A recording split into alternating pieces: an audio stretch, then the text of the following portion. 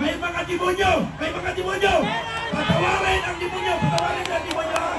Mga demonyo! Hindi natin kakampihan! Mga demonyo! Hoy! Huwag niyong papatulan! Kasi pinasok sila ng demonyo! Tayo ay anak ng Panginoon! Tayo ay anak ng Panginoon! Huwag niyong papatulan! Huwag niyong papatulan! Huwag niyong papatulan!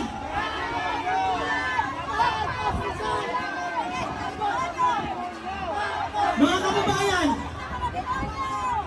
Kalma lang, patulan. Gusto nila magkagulo tayo. Gusto nila Anong gusto niyo? Magutay-gutay kayo. Okay.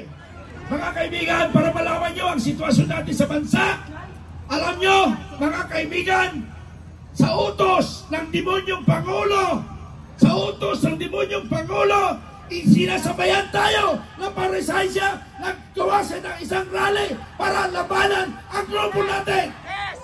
Ginagawa, pero hindi nila kakampi ang Panginoon. Tayo ang kakampi ng Panginoon. Mabuhay ang Pilipino! Mabuhay ang Pilipino! Mabuhay ang Pilipino! Hindi tayo atras! Laban tayo! Laban tayo! Laban sa Pilipino! Huwag tayo atras! Tatapusin natin ang gerang ito! Dahil ang Pangulong Marcos, naganap siya ng grupo para tatapatan tayo! Pero hindi tayo natapatan dahil kakampi natin ang Panginoon! Mabuhay ang Pilipino! Salamat, Colonel Metran, para sa kaalaman ng lahat.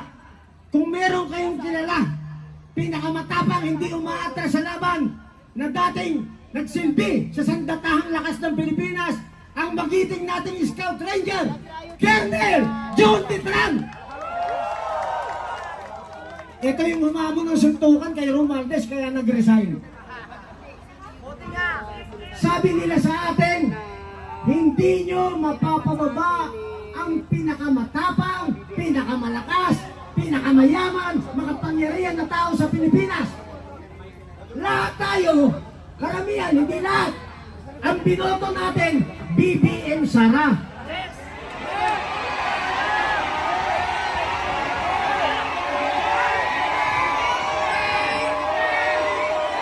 Okay. Okay. Okay. Nagkaintindihan na tayo. Si Lenny. Mananawagan tayo ha. Mayor Lenny Robredo. Pumunta ka rito. Kung mahal mo ang taong bayan. Okay. Okay na ba yun? Okay, magkaintindihan tayo ha. Makinig kayo. I stand to be corrected. Lenny pala. Okay.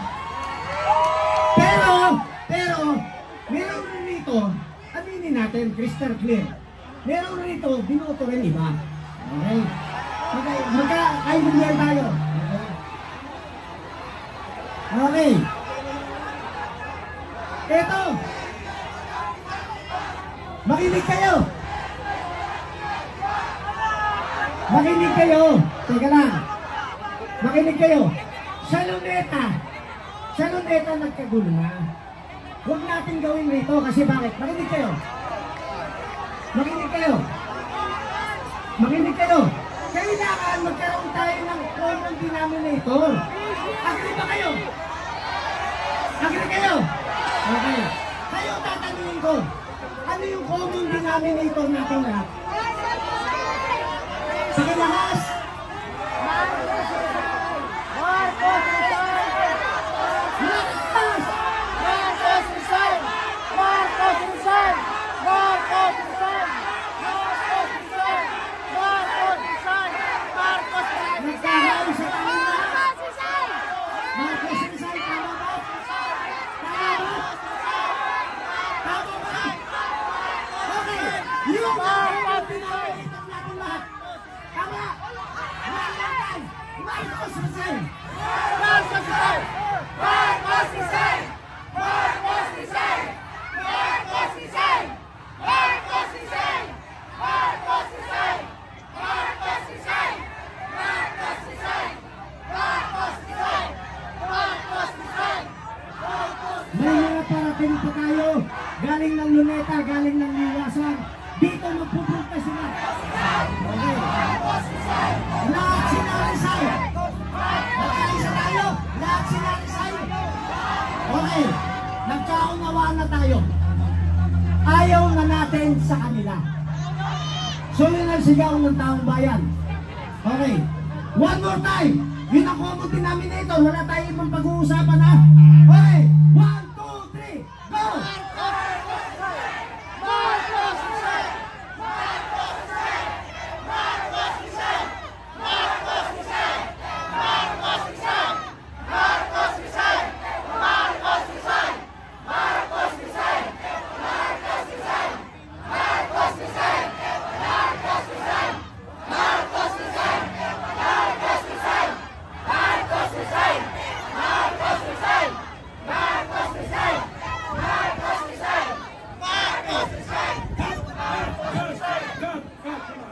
Okay, gusto namin marinig ang boses ng kabataan.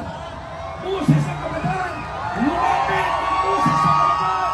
Ito ang inyong kinabukasan. Kabataan, kayo ang iniibig na namin magsalita. Boses ng kabataan ang kailangan natin. Oh, ayan o. Ayun. Ayun, disiplina ng Pilipino. Ayun o. Ayun, disiplina ng Pilipino. Halika kaibigan. Halika. Tayo dito! Oh, tayo dito naman! Oh, makapilak!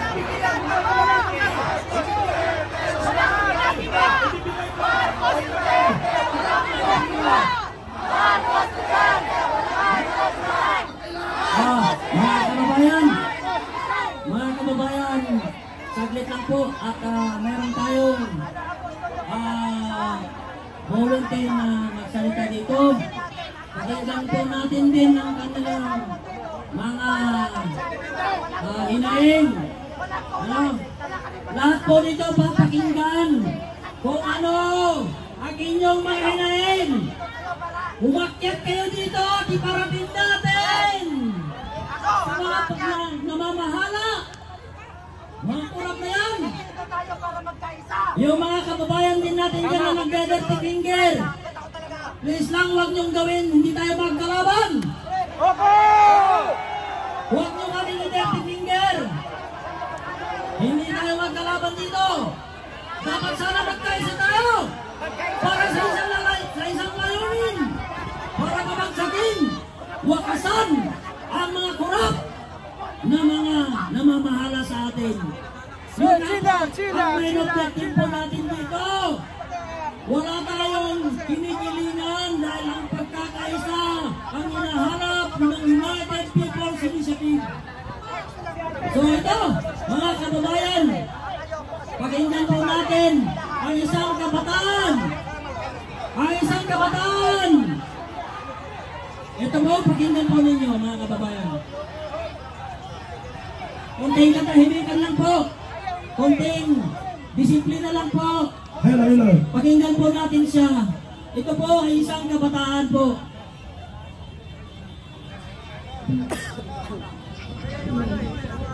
Galit na ba kayo? Dapat lang! Dapat lang! Ako po si Bea, isa po akong estudyante, mag-aaral ng psikolohiya. Nasa 4th year na po ako.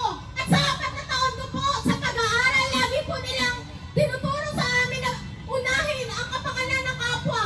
Unahin ang kaginhawaan ng kapwa. Pero wala pong ginahawa sa lupaing bagbag ng katiwalian. Hindi po sapat na magpapaterapi na kayo sa amin. Kailangan po may magbago. Kailangan may managot.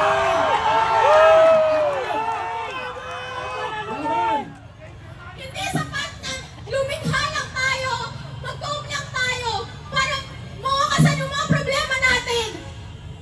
Kailangan tayo ang nagpapasweldo Yung finger, bakit na dyan? Nagpipinker yan. sa kanila. Utusan natin silang lumikha ng sistema na magpapaginhawa sa buhay natin. Alagaan po ninyo ang inyong galit. Hindi po masamang magalit. Hindi po masamang magalit. Alagaan niyo po ang galit na yan hanggang 2028 at hanggang matapos ang mga buhay natin. Alagaan niyo po ang galit niyo. Tumitik kayo sa tabi ng inyong mga kamag-anak, ng inyong pamilya. Tumitik!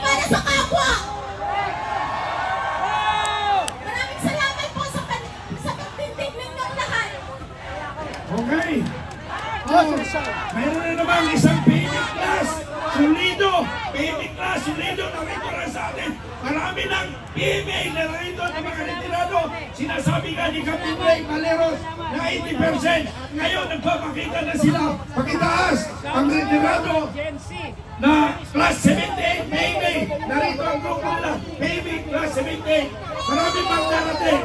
Huwag kayong matakot. Pinagdaan natin. Alam natin ang solusyon. Ang solusyon ay taong bayan. Okay, next speaker.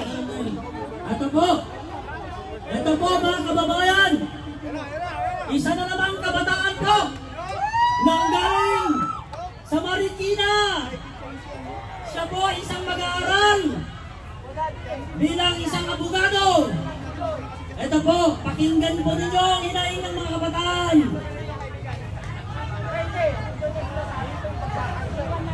Sir, chill lang, chill lang. Taong bayan!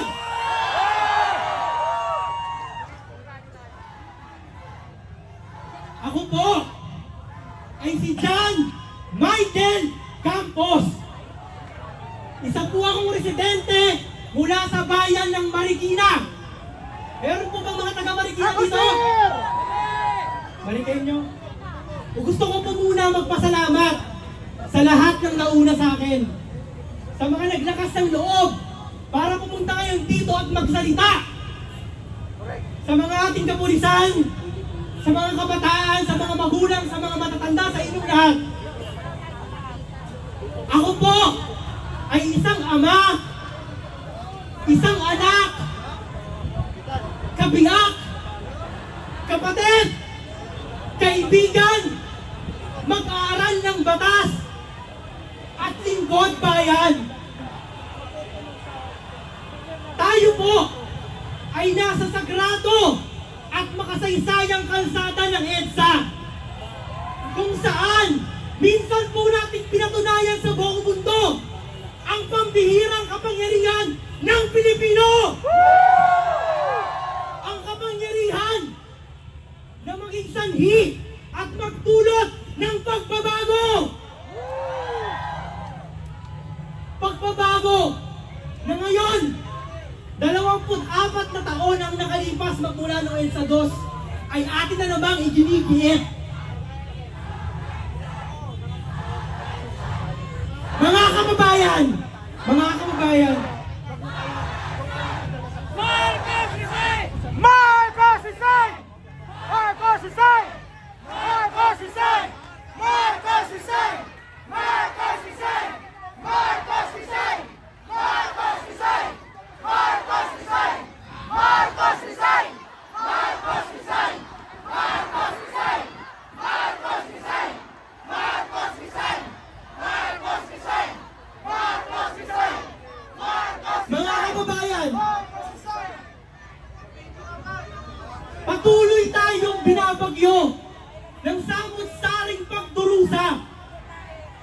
Ang iba sa atin, dismayado.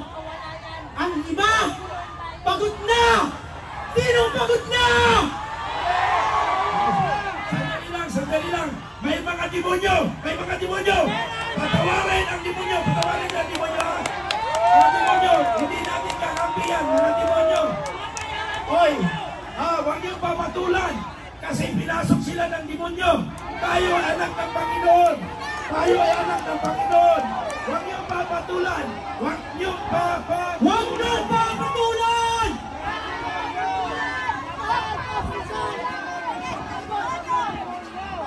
Mga kababayan,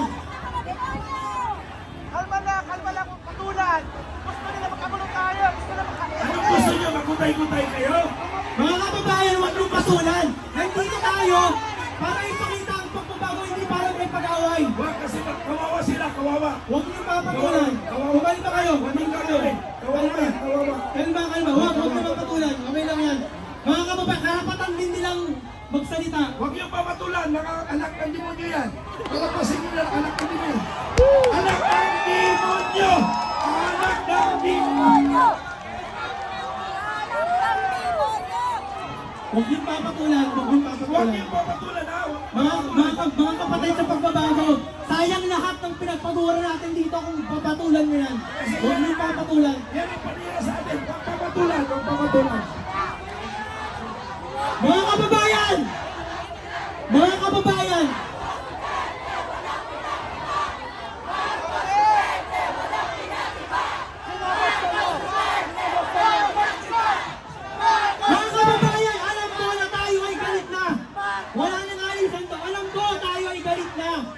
galit na!